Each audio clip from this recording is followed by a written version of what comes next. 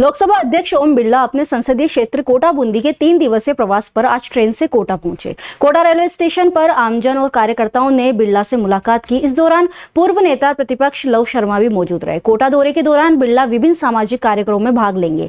बिरला सुबह आयोजित परशुराम जयंती महोत्सव में भाग लेंगे। इसके पश्चात दोपहर 12 बजे गणेश नगर स्थित श्री देव नारायण बड़ा मंदिर में भी श्री वीर गुज्जर समाज के सामूहिक विवाह सम्मेलन में सम्मिलित होंगे।